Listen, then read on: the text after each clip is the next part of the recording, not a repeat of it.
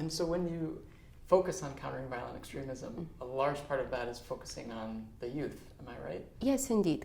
Counter-violent extremism, yes, you need to focus on youth. However, most of my work was with isolated communities, specifically in the region of Gao, and more specifically in the Gunzure commune, and where Al-Qaeda and I work in the Sahel, the Mujao and Ansar ad-Din recruited youth from that region. However, the youth are my target. But in those isolated communities, you can't get to the youth directly. Right.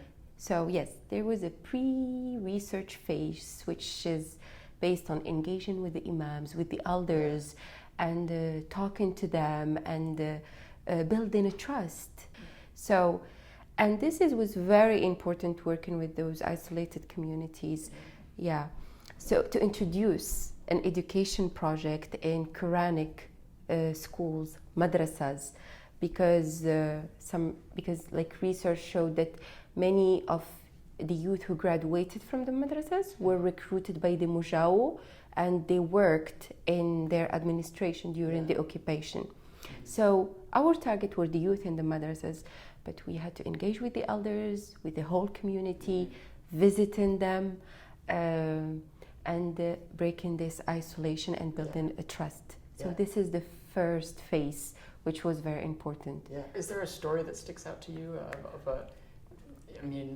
of a time when you were sort of building these relationships or having a tough time doing so, or even when you were working with the youth, as you said? One thing I will share, this is something really which touched me a lot, because as you know, we worked on a reconciliation. It's a reconciliation and peace building in northern Mali. So, and what happened is that during the occupation, some villages allied with the jihadists, with the extremist groups, which are the Mujao. Others did not ally with them. Therefore, there was a conflict between the different communes and the different villages. And our program consisted of introducing new ideas and education projects to counter violent extremism, but at the same time consisted of bringing those people together and build a sense of community and belonging and between them. Right. So this was amazing, because for me to see people who really were like the first day of the training, for example, they were not even talking to each other. After 5 days, they engaged in. It was really great. Yeah. And do you mind if I ask what sort of books you had these kids read? Yeah, certainly. The books that we introduced in Timbuktu were different from the books we introduced in Gao.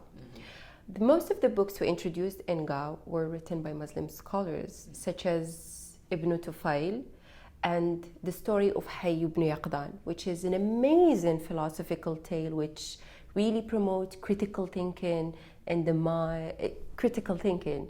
So, and this is one of the book. We introduced also Juha stories, which are really funny stories, but they teach morals of tolerance and justice and freedom. And in Timbuktu, it was easier for us to introduce like The Prophet by Khalil Gibran and Antigone. We could also, they are reading Antigone, and so it's different. This is why very important to really look at the local specificities of each community and not say, yeah, this is Mali, it's all the same in Timbuktu and no.